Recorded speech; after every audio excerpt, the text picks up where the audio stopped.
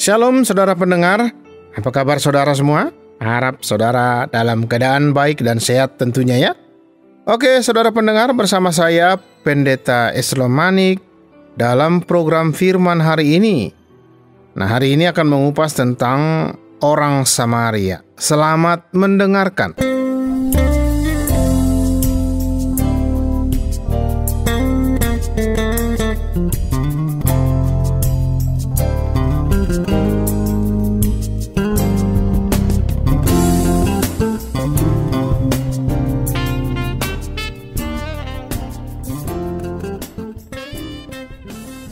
Hari ini kita melihat sebuah kisah tentang orang Samaria yang baik hati yang Yesus ceritakan dalam Injil Lukas pasal 10. Ini merupakan salah satu cerita Yesus yang amat terkenal. Ini adalah tentang seorang pria yang turun ke Yeriko. Di sebuah jalan ia bertemu para perampok yang memukulinya dan meninggalkan ia setengah mati di jalan. Ada 3 orang yang melintasi rute yang sama itu. 2 dari mereka adalah orang beragama, yang satu seorang imam, yang lain seorang Farisi, dan keduanya meninggalkan pria tersebut. Lalu datanglah seorang Samaria dan merawat serta menyembuhkan orang itu. Orang itu memberikan tumpangan sampai ke sebuah hotel atau penginapan dan kemudian ia juga membayar biaya bagi penyembuhan orang tersebut. Ini merupakan kemurahan hati yang ekstrim. Dan bagi orang Samaria itu cukup berisiko, saudara, berteman dengan orang-orang asing. Nah, Yesus menceritakan kisah ini dalam konteks seseorang menanyakan apa yang harus mereka lakukan untuk memperoleh hidup yang kekal. Saat seorang berkata bahwa ia telah memelihara hukum Allah dengan cukup baik, yang sebenarnya adalah merupakan respon cukup arogan, sombong. Namun ketika Yesus mendengar hal ini, ia kemudian dalam rangka untuk menunjukkan kepada siapa seharusnya orang tersebut menunjukkan kebaikan dan kasihnya, maka Yesus menceritakan kisah orang Samaria yang baik hati ini. Ya, cukup menarik. Tokoh-tokoh dalam cerita Yesus dikisahkan amat jelas, amat benderang. Sebagai orang yang baik atau buruk, dan Anda bisa menyimpulkan dengan amat mudah apakah seseorang itu buruk atau baik. Faktanya, ada semacam penilaian terhadap orang-orang ini. Bagaimana Allah melihat mereka, utamanya dalam artian bahwa seseorang itu jahat atau baik. Ini seperti kisah orang kaya dan Lazarus. Orang kaya tersebut nampaknya berakhir di neraka karena ketamakannya dan keegoisannya serta ketidakmampuannya untuk melihat dengan kasih akan kebutuhan orang lain dan bertindak untuk itu. Sementara itu Lazarus dikatakan tidak menerima hal-hal baik dalam hidup ini. Namun sebagai gantinya ia akan menerimanya di surga. Ada juga gadis-gadis yang bijak dan bodoh. Gadis-gadis muda sedang menunggu pesta pernikahan. 5 dari mereka mempunyai persediaan minyak yang cukup untuk lampu mereka selama menunggu kedatangan mempelai pria. Dan 5 dari mereka tidak mempunyai persediaan yang cukup dan mereka dikategorikan sebagai yang bijak dan bodoh. Nah, alasan kisah ini begitu mencolok adalah karena ini adalah kisah-kisah mengenai karakter rohani. Mengenai fakta bahwa hal-hal kekal bergantung dalam keseimbangan. Dan sekali lagi, demikianlah kisah orang Samaria yang baik hati. Orang-orang yang gagal menunjukkan kasih dan belas kasihan Allah. Dengan kata lain, ia mendapatkannya ketika datang untuk menjadi perwakilan Allah. Jalan ke Yeriko merupakan hal yang menarik karena itu jalan yang tidak bagus loh. Jalan tersebut dikunjungi para perampok. Jalan tersebut berada di daerah yang lebih ke padang gurun. Jalan menuju Yeriko jalannya amat terjal, sulit bagi pejalan kaki untuk memanjat, dan juga daerahnya amat terpencil sehingga menjadi lokasi yang sempurna untuk merampok dan datang dan menyergap orang karena jalan amat berkelok-kelok yang membawa orang turun. Perampok bisa datang di sekitar tikungan menghadang orang yang akan mereka rampok dan sakiti. Dan demikianlah pria ini turun ke jalan menuju Yeriko. Nampaknya ia sendirian. Kita tidak tahu apakah ia melakukan perjalanan di pagi hari, siang, atau malam hari. Kita tidak tahu mengapa ia ada di jalan itu. Dan faktanya ini tidak disebutkan dalam cerita Yesus.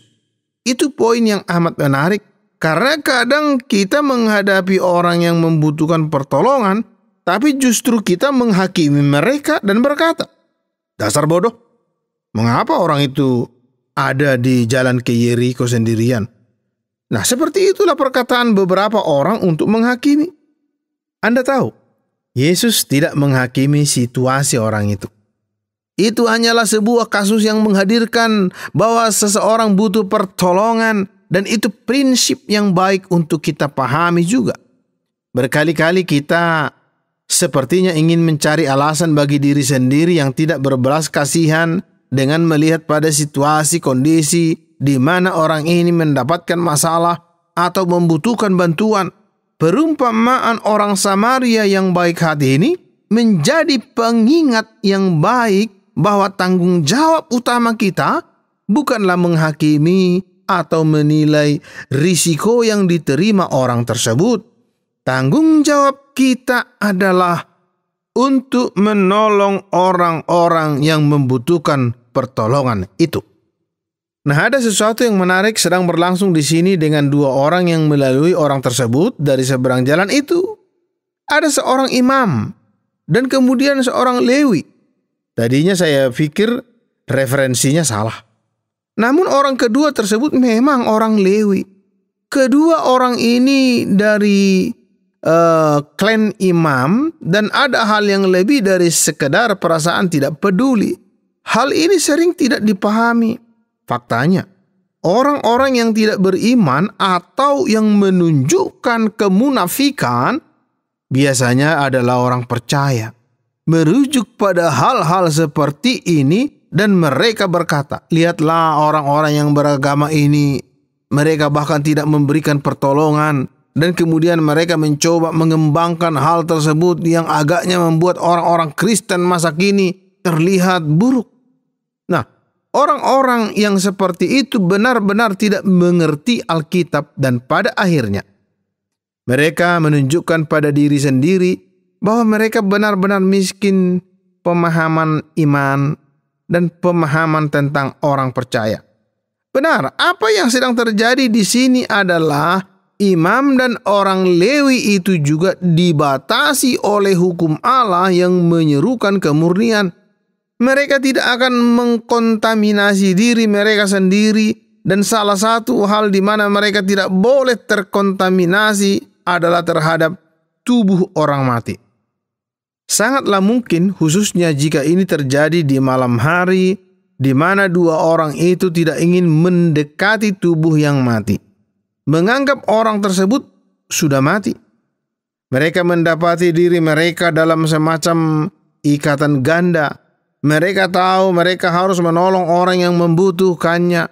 Namun di sisi lain mereka seharusnya menghindari demi mempertahankan kebersihan seremonial sebagaimana yang digambarkan dalam hukum Allah. Jadi ini bukan sekedar kasus sederhana dari dua orang yang acuh terhadap kebutuhan pria itu. Apakah mereka salah tidak menolong? Oh, pada akhirnya terlihat demikian. Yesus menunjukkan bahwa orang Samaria itu mau membiarkan tangannya berlumur darah, katakan demikian, untuk membalut orang itu, mengeluarkan uangnya sendiri, dan itu benar-benar tema kunci dari perumpamaan ini, di mana ada suatu penekanan, di sana ada suatu permintaan bagi orang yang percaya pada Kristus dan bagi orang yang mengasihi Allah agar kita mempertahankan kemurnian kita, kebersihan kita. Kita tidak ingin terbungkus dalam kejahatan dunia. Kita ingin tetap bijaksana, kita ingin tetap bersih, kita ingin menghormati Yesus, dan kadang kita takut kita tersangkut pada sesuatu yang tidak baik. Ya, pada akhirnya belas kasihan itu lebih penting dari kemurnian. Boleh dikatakan belas kasihan lebih penting dari mempertahankan jarak dan kesucian. Cara lain menepisnya adalah bahwa kasih mengalahkan legalitas. Jadi Yesus mendemonstrasikannya sendiri. Ia menunjukkan kepada orang-orang bahwa ia mau bersentuhan dengan dunia yang terkontaminasi oleh dosa. Lihatlah bagaimana ia membela wanita yang jatuh dalam dosa terhadap para penuduh perzinahan. Namun kemudian ia memberitahu wanita itu, pergilah dan jangan berbuat dosa lagi. Ia mau menyentuh orang kusta dan menyembuhkannya, dan juga orang buta. Ia mau terlibat dengan para pendosa agar bisa membawa pengampunan, kesembuhan, dan belas kasihan Allah. Ini sejajar dengan nabi-nabi perjanjian lama yang mengatakan perkataan Tuhan, "Aku menginginkan belas kasihan, bukan korban persembahan." Bukan berarti Allah tidak tertarik dengan persembahan kita, tetapi utamanya ia ingin kita menjadi orang yang berbelas kasihan. Allah berkata tujuannya adalah mencari keadilan, mengasihi, belas kasihan, dan dengan rendah hati berjalan bersama Allahmu. Nah, inilah yang Yesus demonstrasikan dengan perumpamaan orang Samaria yang baik hati dan memperhatikan kemurahan hati yang fantastik. Kemurahan hati yang sama yang telah Allah tunjukkan kepada Anda dalam Yesus Kristus. Allah telah mengampuni dosa-dosa Anda. Ia telah memberi karunia hidup kekal kepada Anda. Ia telah mengadopsi Anda sebagai anaknya. Anda bagaikan orang yang terluka di jalan itu. Dan Allah telah mengangkat Anda dan membalut luka Anda dan mengampuni serta memulihkan Anda. Semuanya tidak perlu membayar seperti yang dilakukan oleh orang Samaria yang baik hati. Tidak heran kisah ini mengajar kita bahwa tidak hanya cukup baik meniru Yesus dengan menjadi baik dan menjaga diri kita sendiri, tetapi kita perlu melakukan yang baik bagi orang lain untuk mengekspresikan belas kasihan dan kelemah lembutan yang sama yang telah Allah tunjukkan pada kita. Mari jadilah seorang yang berhati lembut dan berbelas kasih seperti yang telah Allah lakukan pada Anda dalam Yesus Kristus. Selamanya ku akan berdoa agar ku mengerti kehendak-Mu atas hidupku ini. Selamanya ku akan berjuang untuk memenuhi panggilan yang telah Engkau beri, sampai Kau mendapati ku hamba yang baik dan setia, layak menerima mahkota-Mu sampai selamanya. Saudara, jika Anda diberkati dengan program ini, silakan kirim respon Anda ke acara Firman hari ini.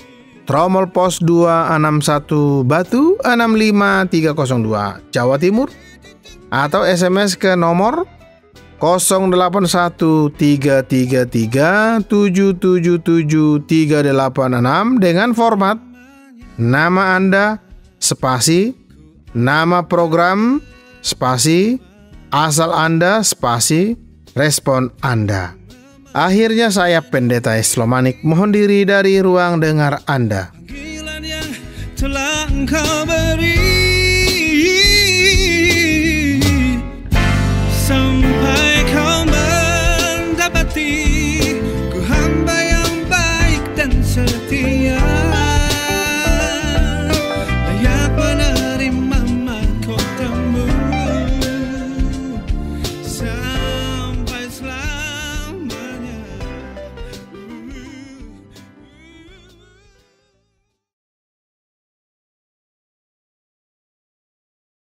Terima kasih Anda sudah mengikuti program kami. Jika Anda diberkati, jangan lupa like, komen, dan share supaya Anda tidak ketinggalan setiap program terbaru kami. Jangan lupa juga untuk subscribe channelnya dan nyalakan loncengnya. Jika Anda ingin mendukung pelayanan kami, bisa melalui rekening kami berikut ini atau menghubungi kami di sini.